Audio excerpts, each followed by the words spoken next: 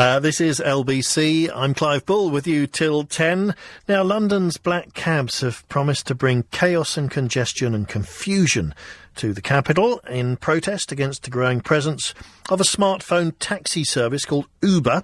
The Licensed Taxi Drivers Association has said that the apps that Uber's drivers use to find passengers and calculate their fares count as taximeters, devices that are illegal to be installed in a private vehicle.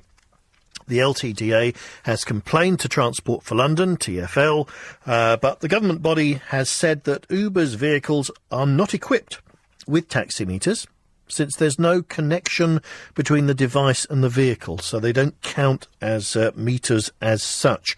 Rather, that the app is merely making use of data about the distance travelled and the time taken, which was not illegal in itself. This is complicated stuff, but it comes down to whether or not black cabs should be the only cabs, I guess, that have a meter system and a meter running. The LTDA rejects this distinction, and they're now threatening to seek a judicial review, and they're also talking about a major protest which would cause chaos in London. Now, TfL says, and I've got a quote from them here, we have seen no evidence to suggest that Uber London Limited are not fit and proper to hold a London private hire vehicle operator's licence, but no final decisions have been made whilst Uber's operating model is still under investigation. Now, I don't know whether you've heard of Uber or ever used them. I certainly have colleagues and friends who have. And some people talk about the convenience and the cost, which is good, they say. But this dispute is only one of quite a few internationally over Uber and taxi services worldwide. It's not just happening in London. It's been banned in Brussels. It's currently facing a court battle in Berlin. And it's been the subject of numerous protests in cities across America and also in Paris. So we have got a bit of a battle going on here between a new kind of service and it's sort of ruffling the feathers, I think, of the existing traditional services. So would you back this demonstration by black cab drivers? Should they be the only people allowed to run a meter? Have you used Uber or any of these other apps as well to catch a cab? And ultimately, I suppose, is the black cab service something special that needs protecting? 0845 6060 973. Let's talk to Steve McNamara, General Secretary of the Licensed Taxi Drivers Association. Good evening, Steve. Good evening, Clive. So tell me, with this Uber app, what's the problem? We haven't got a problem with Uber.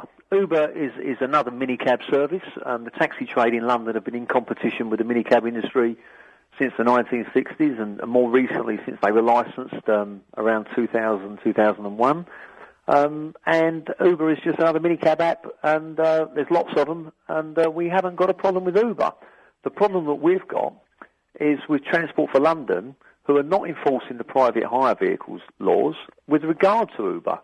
I mean, what's happened, if I can paint you a picture, if you can imagine a village green and summer Sunday afternoon and English gentlemen dressed in flannels and playing a very gentlemanly game of cricket, you know, the sound of leather on willow.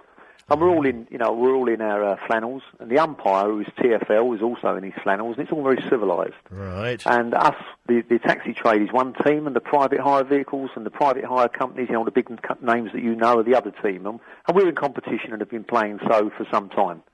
And all of a sudden, Uber turn up, and they're all dressed in American football gear with the big steel helmets and the padded shoulders and the studded boots and the knee pads, and they sort of barge their way onto the pitch. And we say to the umpire, well, this isn't cricket. And TfL, the umpire, says, well, no, you're probably right, it's not. But I'm not going to do anything about it. Right. Well, it's a very interesting way of putting it, Steve. So they've kind of bowled you a googly then, really. Well, they're not only have they bowled us a googly, they've bowled us a very low googly, and it's caught us all in places where you don't want to be caught with a cricket ball.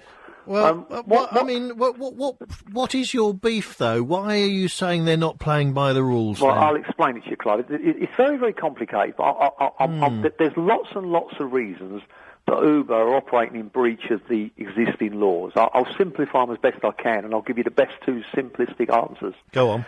The very first and the simplest one to understand is minicabs in London are not allowed to have a meter. And the reason they're not allowed to have a meter is because minicab firms charge different rates, and you'd have to have a meter set, all different rates for different companies, different times of the day.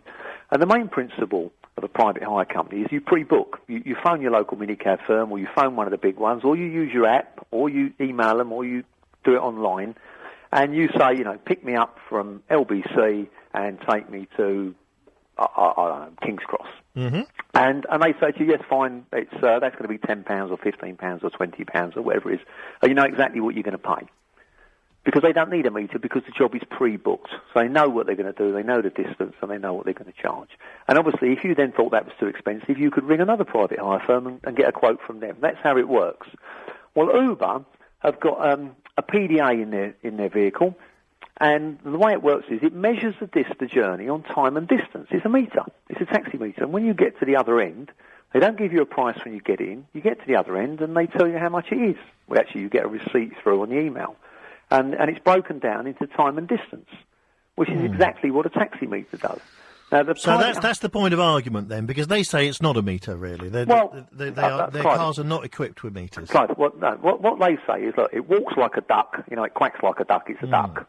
It's a purpose device. It's not an app on a smartphone. It's a preloaded PDA that is that measures time and distance and works out the fare according to a combination of both. That's exactly what a taxi meter does. That's what it does. Okay, but even if that's true, Uber can say what they like. That is not the case. Does it really matter, though? In the end, even if it is bending the rules, what's the harm? It sounds like you don't want to take the competition on. Well, no, you see, Clive, it's not the competition, because the reason Uber want to use this app in the way they do, and none of the other private hire firms do, is because they operate a thing called surge pricing. And the way it works is, if you phone and you get an Uber car now, and you go to King's Cross, it'll be one price. If it rains and there's a bit of demand, you'll pay double fare or treble fare, because they can set their fares accordingly. That's why they need the meter. But isn't that their lookout, really? And why is it your problem?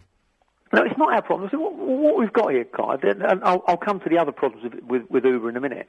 The problem is you've got a set of rules and regulations that the rest of the private hire industry follow. They haven't fitted meters. They're not trying to surge price people. So why should they be in competition with Uber that are virtually running a horse and cart through the laws? That's one of the simplest views. Let me give you some of the more worrying aspects of Uber. Uber operate a bit like PayPal. And the way it works, as you know, on PayPal is you contact a supplier and you're going to buy a garden bench or whatever you're going to buy, and you pay him through PayPal. You pay PayPal, PayPal give him the funds and take a small administrative fee. Well, that's exactly what happens with Uber. You use the Uber app, they put you in direct contact with the Uber driver, and when you get the receipt clearly shows that the receipt is issued by Uber on behalf of the driver. The job is given directly to the driver. The driver takes the booking, the driver carries out the job.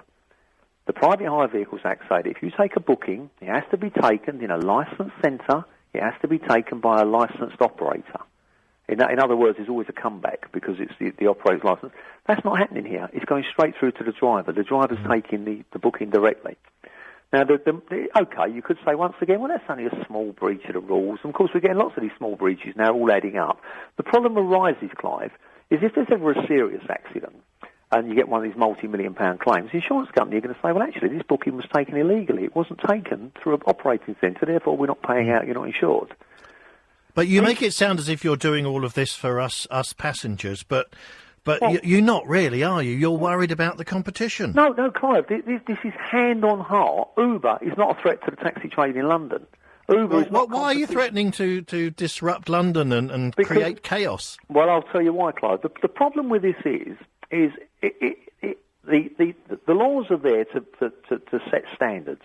We have to jump through God knows how many hoops, with all the bits of the taxi trade, all the things that go on with the vehicles, and the existing minicab industry have to do the same.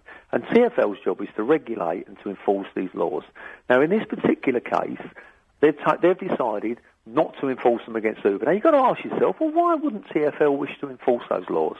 And the reason being because Uber are not some philanthropic, friendly society that's come to London to help us out. What Uber are, it's a multi-million-pound American conglomerate funded by Google, funded by Goldman Sachs, and funded by Amazon that's come into London to make profit. Incidentally, they've got no plans to pay any tax on that profit they're making in London either.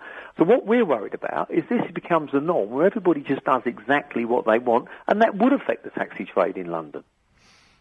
The problem is, for the general public, I think this is going to come across as you wanting to sort of protect your patch and not let modern technology in, not let other people in, and you're threatening to cause chaos around London. I mean, that for the public, this is not good news, is it? Well, unfortunately, Clive, what we've done, we're going to we're not doing this demonstration till early June. We'll announce the date tomorrow.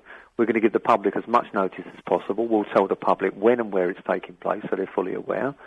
The whole idea that we're tackling, we're trying to fight back technology is totally untrue. The taxi trade in London adopted technology long ago. We've got our own apps. We've got Halo. We've got Get Taxi. These are very successful booking apps, and they're covering millions of rides a year. It's very, very successful. The reason that we're making a stand is it's not because of Uber, because Uber is not a threat to us. What we're saying is TfL, to coin a phrase, are about as good as a chocolate teapot. And what we're worried about is this is happening time and time again with them. That it's not just about Uber. In this particular instance, they're not enforcing the law. That everything that we do with TfL, they're inefficient, they're inept, they're mismanaged. Everything they can do, that can go wrong, does go wrong. They've got nobody to answer the phones because they had some new policy and got rid of all their staff. Now they're having to re-employ people. They've got a computer system that doesn't work. Everything they do is wrong, and this is the straw that's breaking the camel's back. It's so straightforward, the laws are being breached. And all we're saying is, why can't you enforce them? Why are you kowtowing to Uber's money and Uber's influence? And they're questions that need to be asked, and Boris Johnson needs to answer them. OK, well, maybe he will. Steve, thank you very much. Steve McNamara, General Secretary of the Licensed Taxi Drivers Association. That's his view. What do you think, black cab drivers? Are they right to be concerned over this issue?